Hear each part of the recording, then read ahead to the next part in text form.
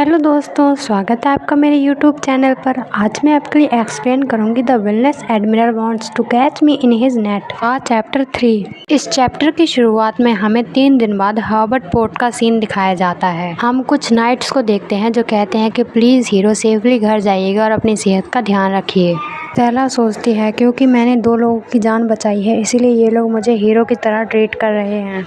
Stella वहाँ से जाने लगती है, तभी वहाँ कोई भागकर आते हुए कहता है कि प्लीज़ थोड़ी देर इंतज़ार करें। स्टेला देखती है कि वो रसेल है। रसेल कहता है मुझे आप सभी को एक ज़रूरी बात बतानी है। स्टेला सोचती है क्या उन्हें मारिया की असली पहचान पता चल गई। वो पूछती है वो क्या है मिस्टर नेवी ग्लासेस। रसेल कहता है मेरा नाम रसेल पाकर है। वो एक चाकू और एनवलप देते हुए कहता है कि ये आपके ट्रैवलिंग के पैसे हैं और उस मछुआरे को बचाने के लिए शुक्रिया।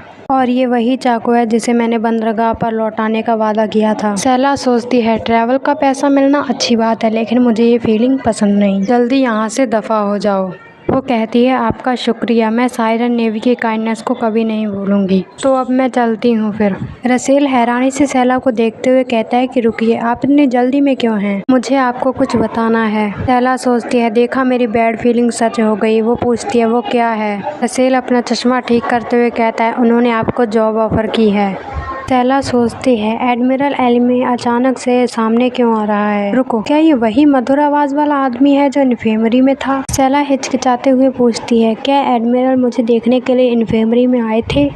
रसेल कहता है हाँ, उन्होंने अनगिनत बेसहारा लोगों को बचाया है, लेकिन ये पहली बार था कि वो खुद इन्फेमरी में गए। स्टेला अपना सर पकड़ते हुए सोचती है कि मैं एलिमे के साथ उलझ गई हूँ, इससे मेरे समुद्र के किनारे की शांतिपूर्ण लाइफ बर्बाद हो जाएगी। मुझे इस बंधन को अभी तोड़ना होगा। वो कहती है मैं स्काउट के ऑफर को रिफ्यूज करती हूँ। रसेल कहता है एक बार फिर से सोच लीजिए, हम आपको रहने की जगह दे सकते हैं और आपकी 1 हफ्ते की कमाई अभी की कमाई से कई गुना ज्यादा होगी। स्टेला सर झुकाते हुए कहती है मैं आपके लिए ग्रेटफुल हूँ, लेकिन प्लीज़ एडमिरल से कहिएगा मैं ऑफर रिजेक्ट करती हूँ। रसेल कहता है प्लीज़ 1 मिनट रुकिए। स्टेला वहाँ से जाते हुए मुस्कुराकर कहती है कि मैं आप सबकी बहुत कर्जदार हूँ। ओकेनस की कृपा साइरन नेवी पर बनी रहे। पीछे से रसेल चिल्लाकर कहता है अगर आपका मन बदल जाए तो हमें ढूंढते हुए यहीं आ जाइएगा, हम 1 हफ्ते तक हर्बर्ट पोर्ट पर रुकेंगे। स्टेला वहाँ से जाते हुए सोचती है कि मैंने पहले ही मना कर दिया है, क्या मैं सच में इतनी वैल्यूएबल लगती हूँ, या शायद क्या उन्होंने मुझे जादू का इस्तेमाल करते हुए देखा है। फिर हमें हर्बर्ट ड्यूकल एस्टेट दिखाया जाता है। स्टेला कैरिज से बाहर का नज़ारा देखते हुए सोचती है तो ये है ड्यूक हर्बर्ट की संपत्ति। एक बार जब मैं अपना इनाम ले लूंगी तब अंततः मैं स्वतंत्र हो जाऊंगी। फिर हम मारिया को देखते हैं जो बहुत परेशान लग रही थी। स्टेला उससे पूछती है माय लेडी क्या आपको कोई प्रॉब्लम है? आप ठीक नहीं लग रही हैं। मारिया कहती है मेरे लापता होने के कारण मैं शादी की तैयारियां ठीक से नहीं कर पाई। मैंने अपनी फैमिली और ड्यूक हर्बर्ट की फैमिली को अपमानित किया है। ड्यूक और मेरे माता पिता मेरी वजह से बहुत परेशान होंगे। स्टेला कहती है माय लेडी।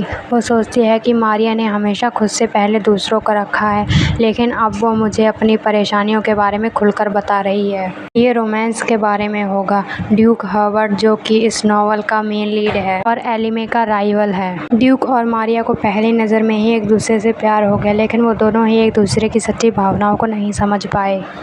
मारिया सोचती थी कि ड्यूक मेरे जैसे इंसान से कभी प्यार नहीं करता जिसके पास एक ब्लड लाइन के अलावा और कुछ भी नहीं है। ड्यूक सोचता था कि मारिया उसे कभी पसंद नहीं करेगी क्योंकि वो एक कॉमनर ब्लड लाइन से है। दोनों ही अपने प्यार को एक तरफा समझते थे और एक दुखी शादी के बंधन में बंध गए। एलिमे के कारण ये गलतफहमियां और भी बढ़ गईं। स्टेला सोचती है कि इससे पहले हालात और खराब हो मुझे इसमें इंटरफेयर करना होगा। वो पूछती है माय लेडी क्या आप इस बात से परेशान है कि ड्यूक आपके बारे में क्या सोचते हैं? मारिया हैरान होकर पूछती है आपको कैसे पता? स्टेला कहती है मैं बस बता सकती हूँ। फिर वो खुशी से मारिया का हाथ पकड़ते हुए कहती है परेशान होने की बजाय क्यों ना हम एक शर्त लगाएं।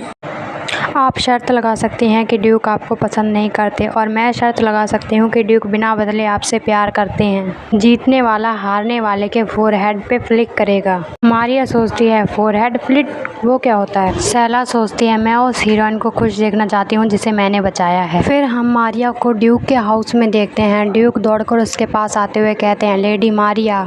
मारिया ड्यूक को देखकर अचानक से चौंक जाती है। वो कहती है ड्यूक। ड्यूक कहता है आप सुरक्षित हैं? मारिया कहती है है हाँ मुझे माफ़ कर दीजिए, मैंने आपको परेशान किया। फिर वो दोनों एक दूसरे को देखने लगते हैं। सैला खुशी के आंसू बहाते हुए कहती है कि कोई शक नहीं कि मैं ही जीतने वाली हूँ। मैंने जो ब्रिज बनाया है वो अच्छे से काम कर रहा है। ड्यूक टेबल पर हाथ पटकते हुए कहता है तो आप मटाला में एकांत में घर इसलिए खरीदना चाहते हैं ताकि आप योग कर सकें। सैला कहती है हाँ। फिर वो सोचती है कि मटलाना में मेरे सपनों का सी साइड है। ड्यूक पूछता है सभी जगहों में से मटलाना ही क्यों? सैला कहती है क्योंकि वहाँ का समुद्र साफ है। ड्यूक कहता है परिवार के बिना अकेले रहना खतरनाक है। सैला कहती है समुद्र इसे सुरक्षित बनाता है। ड्यूक सर पकड़ते हुए कहता है क्या तुम्हें समुद्र इतना पसंद है? सैला खुश होकर कहती है हाँ बहुत पसंद है। ड्यूक सोचता है क्या इस पागल को अपने पास रखना बुद्धिमानी होगी? मारिया ड्यूक का हाथ पकड़ते हुए कहती है योर ग्रेस। ड्यूक कहते हैं लेडी मारिया। मारिया कहती है सैला ने मुझे बचाया है इसीलिए मैं उसका सपना पूरा करना चाहती हूँ। ड्यूक सोचता है ठीक है इस समुद्री पागल की वजह से लेडी मारिया की जान बची है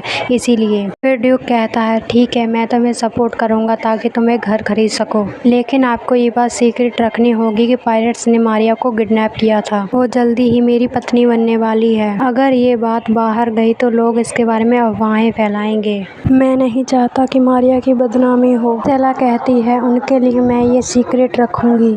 ड्यूक सैला को पैसे देते हुए कहता है इतने पैसे तुम्हारे अपने घर को खरीदने के लिए काफ़ी होंगे और कुछ। ये सब देखकर सैला बहुत खुश हो जाती है। वो स्पार्कल करने लगती है और सोचती है कि इतना कुछ। ड्यूक हैरानी से उसे देखता रहता है। वो पैसे लेकर कहती है थैंक यू। ड्यूक सोचता है ये सच में पागल है। मारिया सैला के पास जाकर कहती है कि मैं आपकी कर्जदार हूँ, मुझे माफ़ करना। सैला कहती है कोई बात नहीं, मुझे कोई प्रॉब्लम नहीं है। मारिया कहती है ये ज़्यादा नहीं है लेकिन मैं आपको एक गिफ्ट देना चाहती हूँ। सैला हैरानी से कहती है क्या गिफ्ट? वो सैला को एक ब्लू डायमंड देती है। सैला कहती है वो मेरे सपनों को पूरा करने के लिए अपना योगदान दे रही है। सैला डायमंड को देखते हुए सोचती है कि क्या ये एक शादी का तोहफा नहीं है, क्या सच में मुझे इसे लेना चाहिए? सैला अपने सर को पकड़ते हुए सोचती है कि मैं इसे लूं या फिर ना लूं, पर मेरे सपनों की छोटी सेलबोट का क्या? ठीक है मैं इसे एक वर्क बोनस समझूंगी। सैला कहती है तो फिर मैं खुशी से इसका अच्छा इस्तेमाल करूंगी। मारिया भी कहती है कि हाँ अपने सपनों को पूरा करने के लिए इसका अच्छा इस्तेमाल करें। सैला सोचती है मैं किसी तरह खुद को मारिया के और करीब महसूस करती हूँ। मैं एक ऐसी लकी फैन हूँ जो उससे मिल सकी। फिर सीन शिफ्ट होता है। हम एडमिरल के ऑफिस का सीन देखते हैं। हम एलिमे को देखते हैं जो डॉक्यूमेंट्स को देखते हुए सोचता है कि सैला कार्डी एक ऐसी औरत जो मेरी तरह जादू का इस्तेमाल कर सकती है।